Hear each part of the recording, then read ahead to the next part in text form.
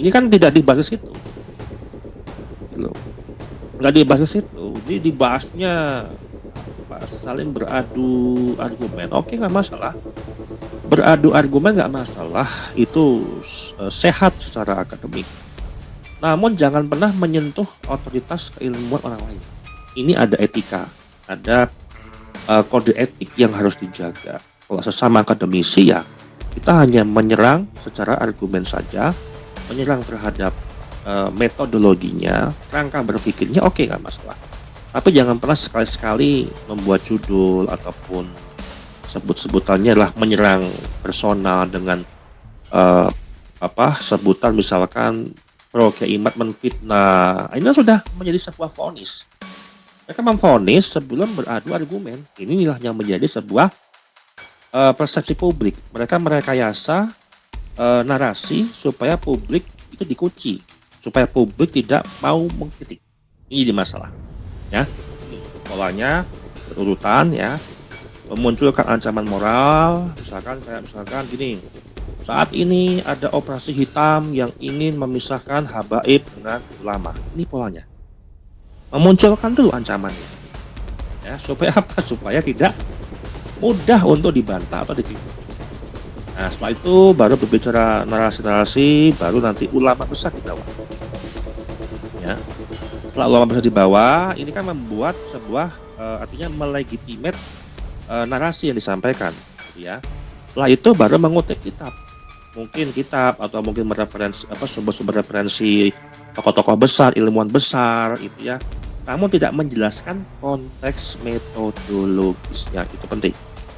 Mengutip saja, oh ini mengutip dari tokoh-tokoh dunia, dari ilmu DNA, sejarah, nasab, dan seterusnya. Dan yang di ujung itu diakhiri dengan seruan. Dan kesimpulannya ini bukan dialog ilmiah, ini adalah desain framing. Dan terbukti hari ini teman-teman bisa saksikan di seluruh platform media sosial.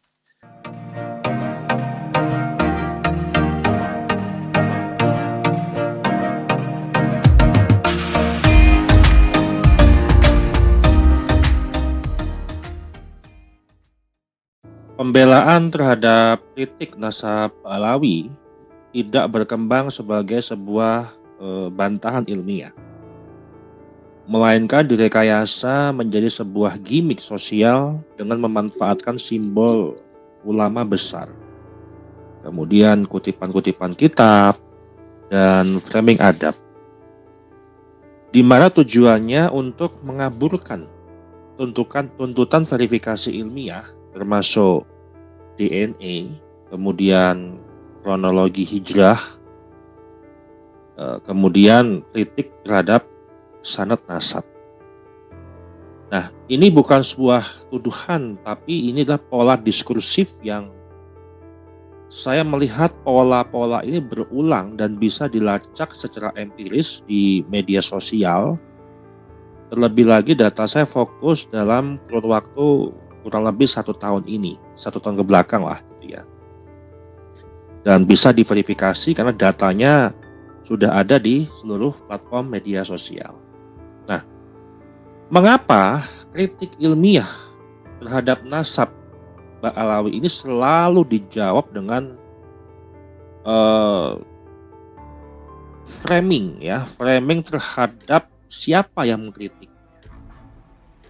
Kemudian suatu emosional, kemudian lebih kepada otoritas keilmuan orang lain yang memberikan sebuah pernyataan terkait tentang nasab. Bahkan bukan dengan sebuah data. Nah, yang menjadi masalah kan mengapa gitu loh. Yang dibantah ini kan bukan tesis secara garis besar, tapi orangnya. Ini yang menjadi sedikit saya menganalisis bagaimana pola-pola itu tergambar secara empiris di seluruh platform media sosial dalam setahun kebelakang ini. Dan mengapa setiap publik menuntut bukti verifikasi yang muncul malah mereka menggunakan ya walaupun hanya 1 kalimat 2 kalimat ya nama-nama ulama besar, kemudian kutipan-kutipan jurnal ilmiah, kutipan kitab, dan seruan untuk adab, kemudian menggunakan bahasa-bahasa istilah akademik. Saya kurang cocok dan kurang sepakat ketika kita memberikan edukasi ke masyarakat menggunakan bahasa yang terlalu tinggi, bahasa akademik. Artinya itu sebuah balutan dalam sebuah narasi supaya orang melihat, oh ini intelektual. Padahal hanya permainan sebuah narasi saja dan berretorika dalam memberikan sebuah narasi di sosial media. Nah, disinilah saya menjawab bagaimana peran pola-pola daripada pendukung Balawi ini selalu menggunakan hal-hal yang memang dikuatkan dalam membentuk persepsi publik. Bukan untuk menghina personalnya, bukan. Ya, bukan untuk merendahkan ulama juga bukan, tapi untuk menyelamatkan ilmu dari gimmick. Karena permasalahan kita hari ini adalah bagaimana sebuah ilmu bekerja di ruang publik. Nah, dalam sebuah logika sederhana, bantahan itu harus menjawab apa yang dikritik. Ini poin pertama yang mau saya sampaikan. Ketika kritik Kiai berbasis metodologi dan kronologi nasab, respons pembela ini lebih kepada emosi, adab, dan otoritas. Ya, lebih kepada personalnya Kiai atau siapapun yang mengkritik lah. Artinya di sini problemnya adalah pro Balawi dengan pro tesis Kiai. Nah, kalau kita bicara melihat pola-pola itu secara cacat logika yang sering diulang di sosial media yang kita bisa membaca secara konsisten polanya. Kenapa saya bilang dalam dunia akademik kalau pola konsisten itu kita bisa menganalisis. Itu justru poin pentingnya. Nah, seolah-olah mengkritik itu adalah sebuah kebencian terhadap habaib. Menggunakan nama besar untuk membungkam atau untuk mengunci kritik di publik, ya itu sama aja juga bukan membahas ataupun membantah secara ilmiah. Kemudian ulama besar katakanlah sudah mengakui, ulama besar sudah memberikan jawabannya, kemudian melihat bahwasannya kalau menggunakan nama-nama besar ulama, maka kritik itu bisa ditutup, ya, karena mendengar orang, oh itu seorang ulama besar. Nah, kalau misalkan logika seperti ini tidak pernah lolos itu di dunia akademik, ya, nggak akan lolos kalau kita menggunakan nama besar, kemudian menggunakan kata-kata akademik, namun itu hanya untuk membentuk sebuah persepsi publik. Itu nggak akan laku di dunia akademik. Mengutip perkataan ulama, mengutip tokoh-tokoh besar, itu nggak akan laku kalau kita berbicara di akademik. Tapi justru kalau hal-hal seperti dilakukan, itu luar biasa laku kerasnya di media sosial. Nah, ini yang menjadi poin penting dalam saya memberikan pemahaman kepada publik. Nah, kemudian bagaimana kita memahami lapis metodologi di dalam bantahan-bantahan mereka. Kalau kita mau menegaskan standar ilmiah nasab, ini kan poin sederhananya ya. Nasab itu adalah klaim historis. Maka kalau klaim historis itu wajib diverifikasi karena berhubungan dengan tokoh yang memang diklaim. Berarti harus ada riwayat historisnya. Dan itu wajib diverifikasi. Gak cukup dengan syuhroh yang diakui di belakangan. Ini kan jadi masalah. Jadi menjawab dua waktu yang berbeda tersebut, ya fokus saja ke situ sebenarnya. Tidak usah kemana-mana. Kemudian ada lagi pengakuan secara komunitas dan sebuah popularitas nama. Itu nggak akan cukup dengan hal itu. Nah, pola-pola penghindaran yang konsisten yang saya baca di sosial media ditemukan, ya, tidak pernah menjawab di mana bahasanya itulah benang merah atau mata rantai lah, di mana mata rantai atau benang merah yang harus diuji nasabnya. Benang merah ataupun mata rantai utama yang vital yang menjadi landasan pokok tesis Keimat adalah sosok nama yang tidak bisa disandarkan terhadap nasab yang tersambung kepada Nabi Muhammad SAW. Nama Ubaidillah misalkan yang masih jadi pertanda tanya benar atau tidak itu anaknya Ahmad bin Isa. Nah, terus kemudian mengapa ada narasi muncul setelah hijrah? Ini kan poinnya ke situ. Jadi kembali lagi kepada nol, ya, kembali kepada topik awal sebagai mata rantai. Kan publik kan sampai hari ini kan masih bertanya-tanya, walaupun memang publik sudah memberikan sebuah persepsi dan menyimpulkan sendiri bahwa Mbak Alawi nggak mau diverifikasi, intinya itu. Artinya kalau secara sosial selesai, sintesis antara tesis dan antitesis di diskursus publik setelah sintesis secara ilmu sosial, diskusi sosial itu sudah selesai, publik sudah bisa menyimpulkan. Namun kan dalam jalur ilmiah akademik kan belum ada sintesis yang memang disepakati. Kemudian tidak pernah menyentuh kalau sensitif lah mereka kalau membahas DNA, ya, yang mereka tolak dengan dalil macam-macam lah, artinya dengan teori-teori mereka yang berikan di publik, ya, membantah Dr. Sugeng dengan teori ini teori itu, kemudian menghina Dr. Sugeng, mengklaim otoritas keilmuan lebih pakar, mematikan titik ilmiah, kemudian justru menghina kepakaran orang gitu. Ini yang jadi masalah problem kita hari ini. Mereka masih berkutik di narasi-narasi itu aja. Lebih kepada guys biasanya menyerang personal. Padahal kalau kita nahdien, itu kan sudah ada keputusan Muktamar NU yang tahun 2002, ya, bahwasanya metode tes DNA itu bisa untuk memverifikasi nasab, bukan menentukan nasab, tapi memverifikasi, alat bantu untuk memverifikasi. Jadi kalau kita mengaku sebagai nahdien, ya harus patuh dengan apa keputusan daripada Muktamar NU. Ini jadi amanah daripada Muktamar NU tahun 2002. Ini kan tidak dibahas itu, gitu. Nggak dibahas itu, jadi dibahasnya saling beradu argumen. Oke, nggak masalah, beradu argumen nggak masalah, itu sehat secara akademik.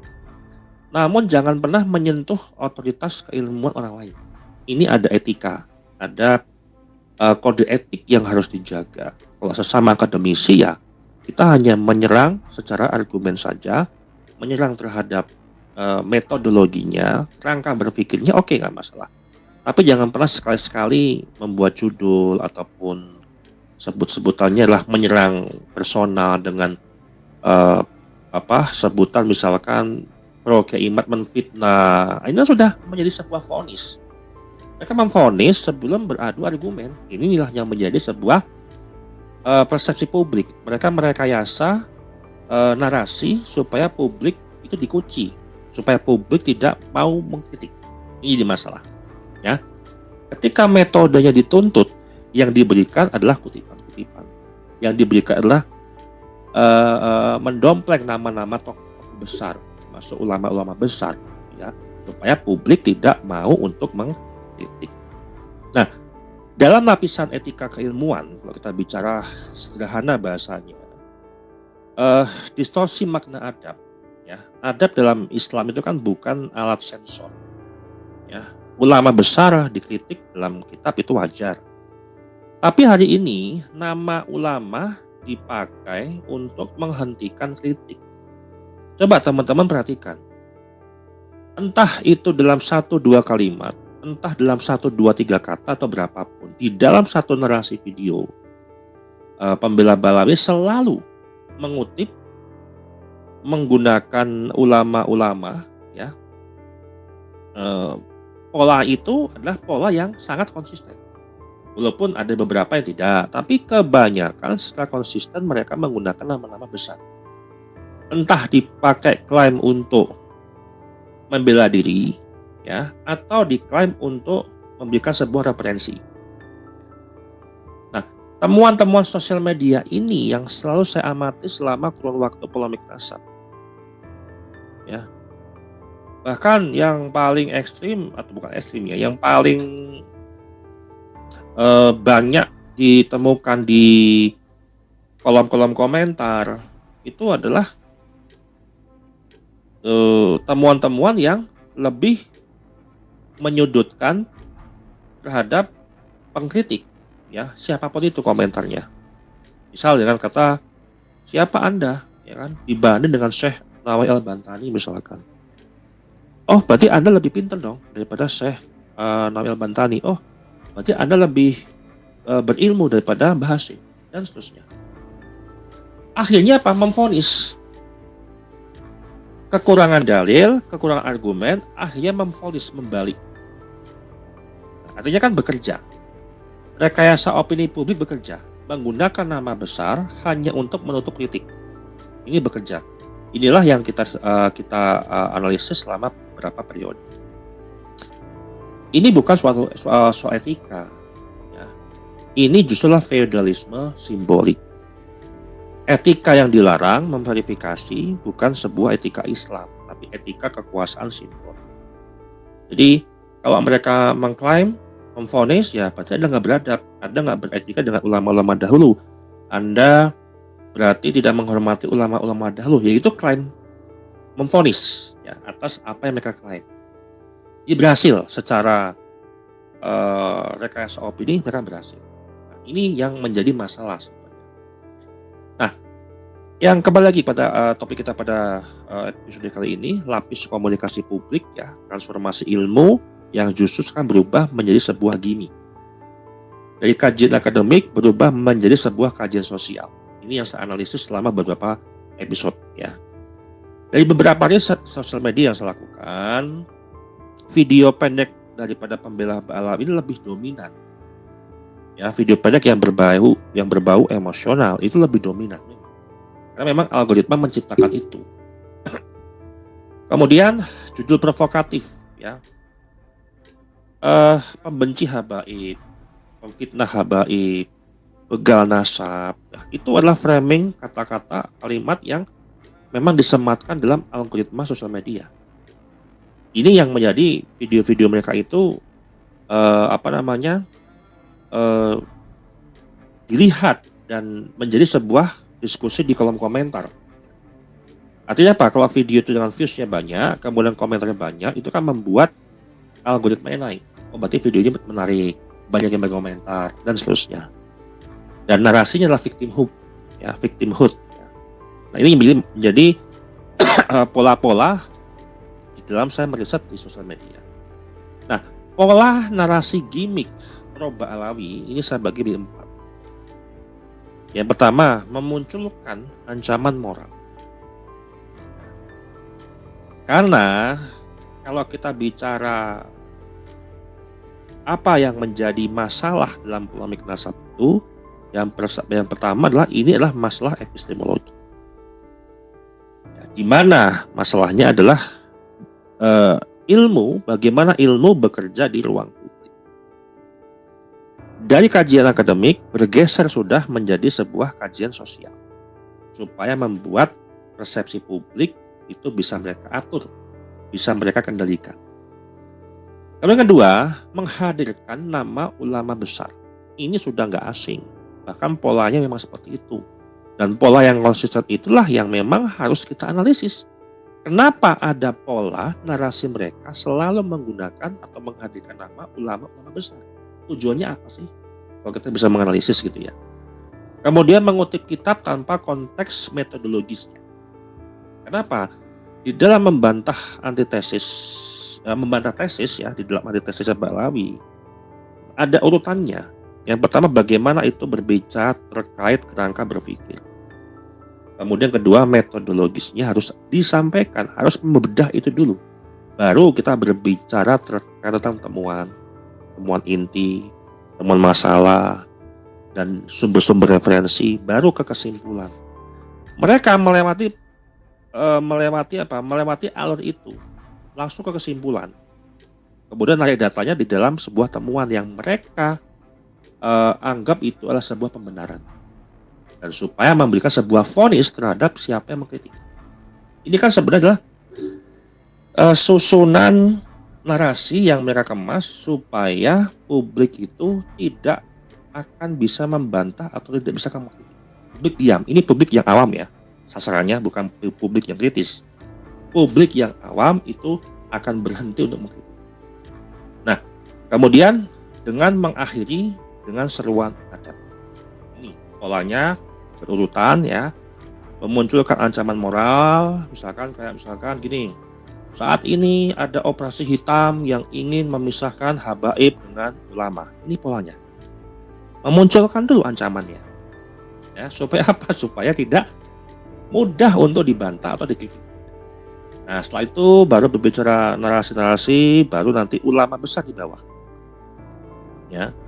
Setelah ulama besar di bawah, ini kan membuat sebuah artinya melegitimate narasi yang disampaikan, gitu ya. Setelah itu baru mengutip kitab, mungkin kitab atau mungkin mereferensi sumber-sumber referensi tokoh-tokoh besar, ilmuwan besar, itu ya. Namun tidak menjelaskan konteks metodologisnya, itu penting. Mengutip saja, oh ini mengutip dari tokoh-tokoh dunia, dari ilmu DNA, sejarah, nasab, dan seterusnya. Dan hak yang di ujung itu diakhiri dengan seruan adab.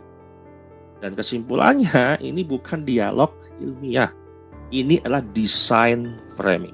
Dan terbukti hari ini teman-teman bisa saksikan di seluruh platform media sosial. Nah, lapis-lapis ini akan memberikan sebuah dampak sosial yang luar biasa. Dampak ke umat apa? Takut bertanya, menganggap ilmu itu adalah sebuah konflik. Kemudian loyalitas itu buta. Kenapa saya bilang ilmu itu adalah konflik? Ya karena perseteruan tadi, yang satu membahas ilmu, yang satu memframing. Terbentuklah sebuah persepsi, ya menganggap ilmu itu konflik. Orang ogah untuk mengkritik. Kan itu tujuan akhirnya. Dan bagaimana dampak ke NU dan Islam Nusantara? NU itu lahir dari sebuah perdebatan, ya, bukan dari pembungkaman.